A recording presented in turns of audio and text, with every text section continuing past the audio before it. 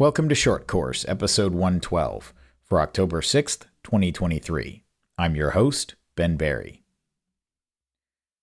Please excuse my voice. I'm getting over a cold, which is sort of an unavoidable side effect of having kids in the house, which this is actually the best I've sounded all week, so just in time to record a podcast. I will take that. Second, not to bury the lead, but the good news is that the results of the Area 6 runoff election were announced this week, and I, by a narrow margin, did win. The final vote total was 668 votes for me, compared to 609 votes for Kyle Stevens, so only a 59 vote margin, approximately 5% difference separating us. So not an overwhelming margin, but a win is a win. And so I have been elected to the term that will start January 1st, 2024 and run until December 31st, 2027. So a 4-year term. Nothing has really changed immediately. The only things that have really been set into motion, effective immediately, really, are the preparations, just starting to do the investigation and very early stages of looking at posting Area 6 and just where it makes sense to do that and what time of the year and that sort of thing. So that is ongoing. I don't have anything to announce because obviously the process has just started, but that is happening. And obviously I'll be talking about it here. I'll be posting on social media. I'll be setting up plan is to set up a website where folks can get updates about news and whatnot related to the area. So that'll be coming. That's all starting. Incorporating a new 501c3 nonprofit just for having sort of a clean sheet of paper, not inheriting any potential issues from the current Area 6 LLC. Not that I know that there are any, but just to have a fresh start, so to speak. I have been told that I should be included in the November and December board meetings as an observer, as a silent guest. I've requested to be included in the October one as well, but I've literally heard nothing back in response to that request. So we'll see what happens with that. As we'll get to later in the episode with what happened in the September board meeting, I think the October one will likely be very controversial. And if they can come up with some reason to keep me out of it, they probably will. So I'm not holding out hope, but we shall see. The bad news to my way of things is that Yi-Min Lin did narrowly win his election by a margin of 2,762 to 2,650 votes for Luigi. So about 112 vote margin. So again, extremely narrow, but he did win. I say it's unfortunate just because the amount of confusion and further drama that this whole thing will cause, I think, is unfortunate. So as we'll talk about in more detail later, there was a motion at the September board meeting to waive the RO requirement or to repeal the bylaw that requires the president and area directors to be an RO to hold office, and that vote failed. So he will either need a vote of the open board to reinstate him as an RO before January 1st.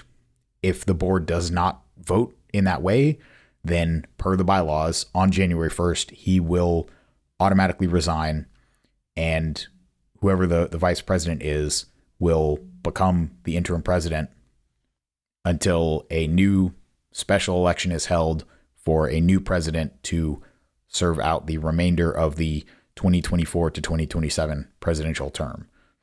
Now, it's not inconceivable that Yi-Min could be voted in. The bylaws change, as we'll talk about later, it failed by a 6-3 vote, which presumably would be enough for a simple majority vote to reinstate him as an RO. However, I don't know if all 6 of those yes votes on the bylaws change would also vote yes on him. So there's a huge amount of ambiguity, but that is the will of the membership. I think he should be allowed to serve. As I've said before on this podcast, he's not my favorite candidate, but he did win the majority of the vote of the membership, and he should be allowed to serve the 4-year term that he was elected to. Whether that will happen is entirely in the hands of the current board in the 3 months between now and the end of the year. Now, while I was talking on the last 2 weeks about all the interesting aspects of the Carolina Classic, there was quite a contentious and I think to some degree revealing board meeting, as most board meetings have been recently, lasting for 5 hours from about 7 p.m. Eastern time to midnight. Another one of these monthly board meetings that went for 5 hours, but this one was especially full of interesting turns of events and, again, some fairly unfortunate ones. So I just wanted to go over those in as concise a fashion as I could and try and put them into context, because it might not be obvious when reading some of the minutes what some of the things mean. Now, I will link the minutes in the show notes for this episode. They are the minutes for the September 18th, 2023 board meeting. And there was some sort of typical board business that went on, but the sort of high level stuff, the stuff that's attention grabbing, one was the business of voting to rename the formal corporation. And this all came about because Joe Rutkowski, one of the people who was kicked out, he got a suspension, and I guess I don't know if a suspension means he's automatically reinstated or he can apply to be reinstated as a member. I think a suspension means he's automatically reinstated after a year, but I don't know for sure. I believe he was only suspended for a year, but he has filed a lawsuit against USPSA basically for violating his rights as a member and a shareholder of the company. One of the things that came out that was discovered, that I guess he figured out and came to light publicly as a part of his filing this lawsuit, was that the Delaware registration of USPSA as a corporation has been voided since 2018. And I'm not a corporate lawyer, I haven't done any firsthand research, but from what I have read, it sounds like this is actually the result of 3 years of delinquency. So this is actually something stretching back to 2015 potentially. So there was some filing that should have been made in 2016, and when it wasn't, then they had 2017 and 2018, and it wasn't until the third year that the filing was missed that Delaware voided their corporation. As it happens, reviving the corporation is not a big deal, but because somebody else, once this was revealed, somebody else went to the Delaware Secretary of State and registered the old USPSA's corporate name, they are having to reincorporate or to revive the corporation under a new name, which basically only means, as I understand it, just changing some legal documents, which is not nothing, but it doesn't really change the fundamental nature of USPSA.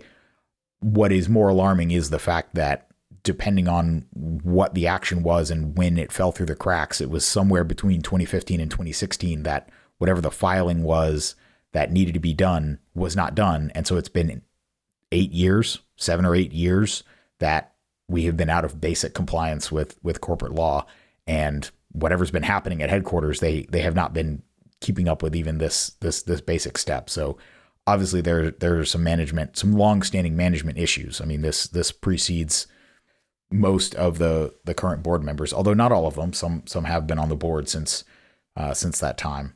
So that was addressed. The vote was made to approve the corporate name change. That was fairly straightforward, but it did, the whole fact that Joe's lawsuit is happening has brought this to light, and again just revealed the basic lack of follow through on something as straightforward as whatever the Delaware Secretary of State was expecting us to do to maintain our corporate status.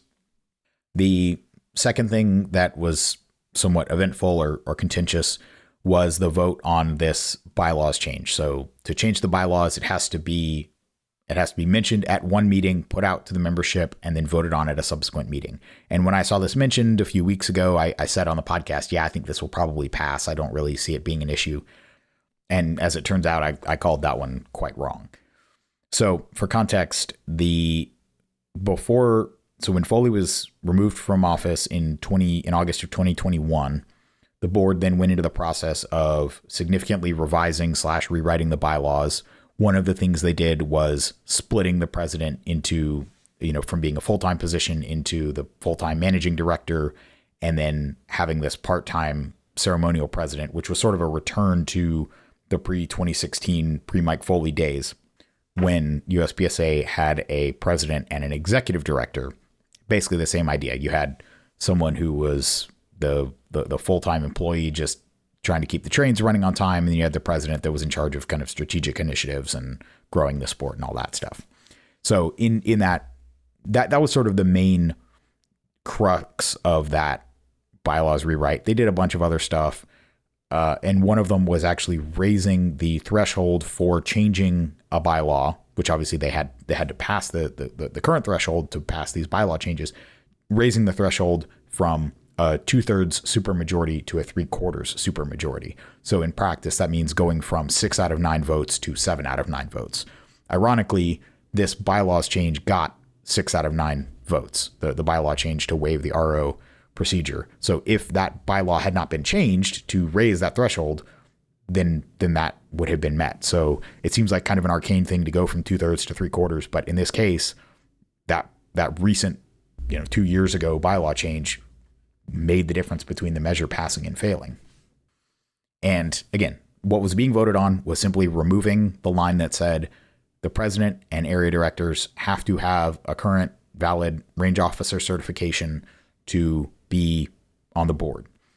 And I've had, when I've talked about this before, I've had some people ask, well, don't you think having people know the rules is important? Having people have match experience is important? Absolutely. I think those are important. And to be honest, just having your RO certification doesn't tell you that. If you have someone, you could have someone who's worked multiple matches but never got certified, who has more experience than someone who's taken the class and never worked a major match. So to me, just whether you've passed the certification is a relatively poor proxy for if you actually have major match experience, if you actually have rules knowledge.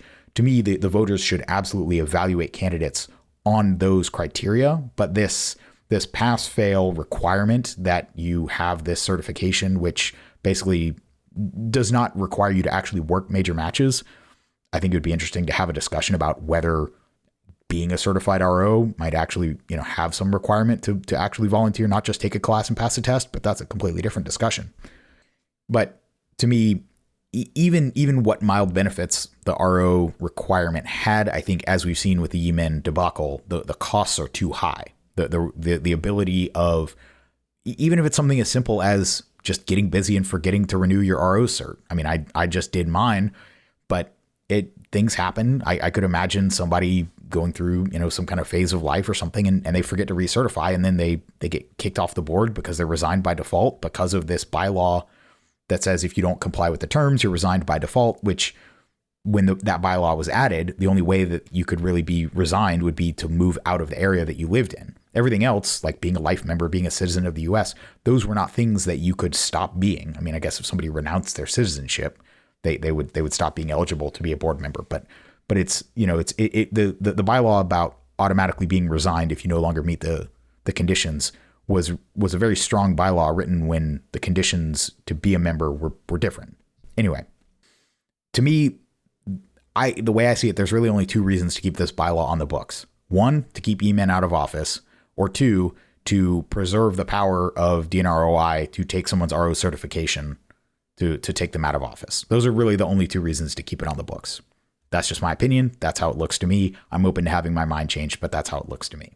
So with that in mind, I think it's worth noting that the vote to remove this bylaw, the people that voted to remove it were Area 1, Bruce Gary, Area 3, Scott Arnberg, Area 5, Rick Steele, Area 7, Frank Rizzi, Area 8, Russell Fortney, and President Ted Murphy. The 3 people who voted no were Area 2, Leighton, Area 4, Mel Rodero, and Area 6, Bruce Wells. So those 3 people had enough votes to stop this bylaw change from getting passed, and for whatever reason, they thought this bylaw was important to keep on the books. Do with that what you will. Then the fireworks really started. Now, what the minutes say is that the board goes into executive session, board comes out of executive session, and Scott Arnberg makes a motion, seconded by Frank Rizzi, to remove Ted as president. Doesn't give any context why, doesn't do anything to justify, which to me, the justification, I think, actually makes it look less bad. But Scott had prepared a motion, which we found out later, in I'll link to the full motion, which has been posted on social media. And after the minutes came out, Scott and Frank went on an interview with Joel Park from Training Group Live. I'll also link to that discussion. It's over an hour, I think an hour and a half. So it's lengthy. I'm trying to condense it down here for just give you the highlights, but I think it's definitely worth reading or worth listening to that.